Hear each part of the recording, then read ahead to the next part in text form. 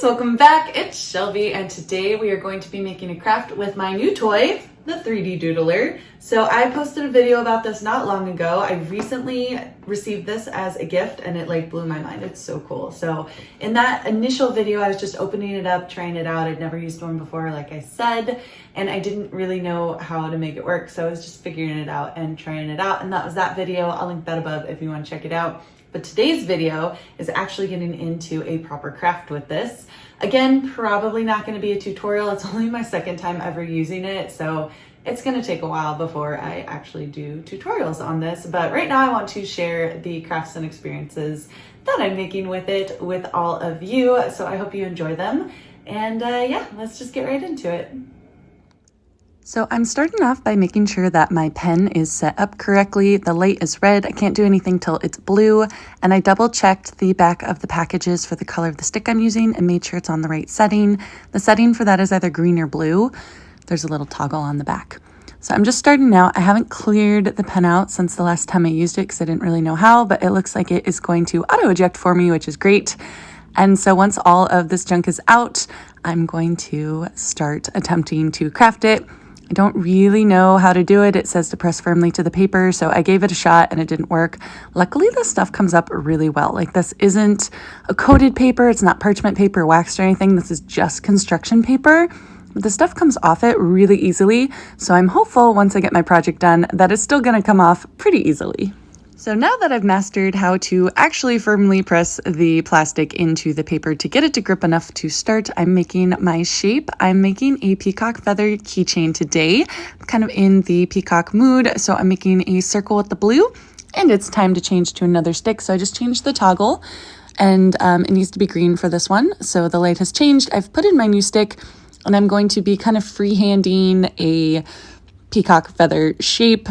I looked it up on my phone before I started. It's one of those things where it's like, even though you know what it looks like, if it's not in front of you, it's hard to like draw it from memory. So I looked it up on my phone, but I also film with my phone. So I was kind of like going off memory at this point, but I'm going to surround the blue with the pale green and just kind of build up my colors and switch them out from the pen as I go. So the pen has a reverse function. So basically I'm just like letting it do its little whirling sound and then kind of pulling the color out from there. I'm not tugging very hard. I'm trying really hard not to break this, but I'm putting on my new colors. The cool thing about this is now that I know roughly how much color is left in the pen once you pull it out, because like the melted tip is still in there.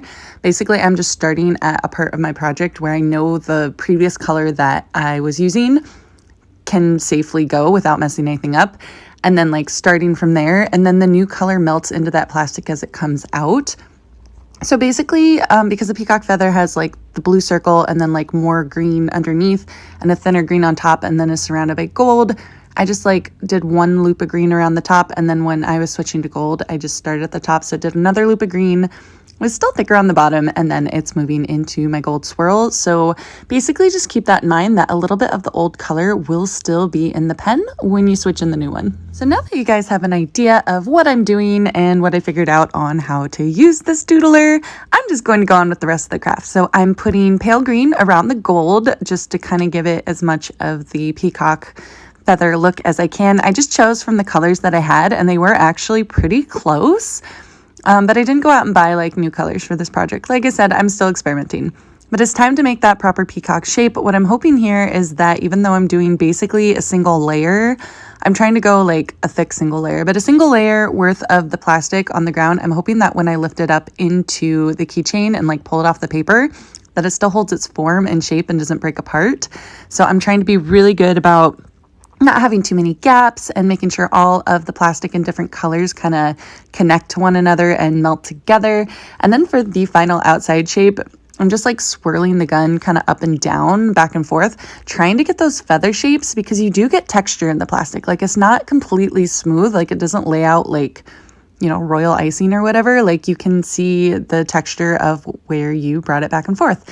So on the inside, it was all circles, but now I'm trying to get in some feather shapes and then attach it because it needs to be a keychain. So I just have a keychain ring, and I'm putting it on top of the dried plastic and going back over it with more plastic to create a little plastic loop.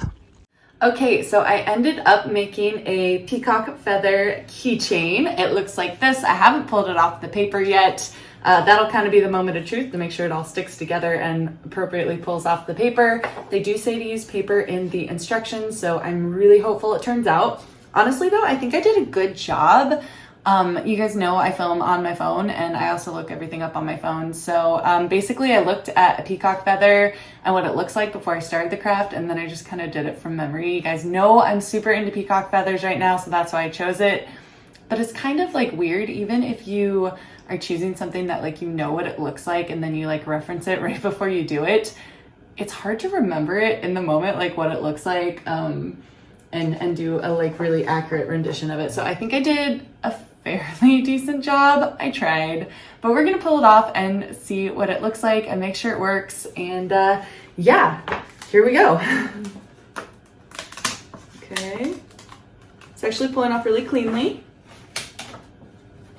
All right, a little bit of paper went with it, not much, and very little on the back. This looks great. This looks awesome. So I tried to get like little feather marks in it, and honestly, I think I did a good job. So it holds on the ring itself. It kind of wobbles a little bit, but like this is pretty cool. It's not super flexible, but I think I did a good job of attaching all the plastic to each other. There's a couple holes in there, but not much. I didn't use a stencil from the 3Doodler.com. They said they have like hundreds of different stencils and crafts and ideas. I'm gonna be honest, I did not look at it. I just kind of did this from memory because, I don't know, I thought it'd be cool. I wanted to give it a try. It was weird when I first started because you guys know, like this is my first real craft with it. So I put it on fast and I was like, oh no, too fast, too fast. So I put it on slow and I started with slow. Very short learning curve with this because after like a minute or two, I was like, okay, this is too slow. And I went on fast and just kind of finished it. So super easy to use, really fun, came off the paper beautifully. There's just like one tiny little spot right here where the paper stuck, but honestly, this is so cool. I'm gonna do a zoom in on it. I'm doing a lot of different crafts with this thing because it's so neat. And yeah, thanks so much for joining me for my first craft with my 3D Doodler. I hope you guys enjoyed it, and you should check them out because they're pretty cool. I'll link the one I have down in the description below. And thanks for watching. I'll see you soon. Bye for now. All right, guys, so here is the zoom in. Ignore how dirty my table looks on camera. It's my craft table. But you can see I used like the translucent plastic, so it's super neat. You can see the texture in there, the little baby feathers I tried to do. Here's the back, the side that was attached to the paper. For the most part, it came off super cleanly, except like right there. I was able just to glue in the ring so I can attach it to my key rings. It's not super flexible, but I think it'll be fine. And I really like it. Thanks for watching.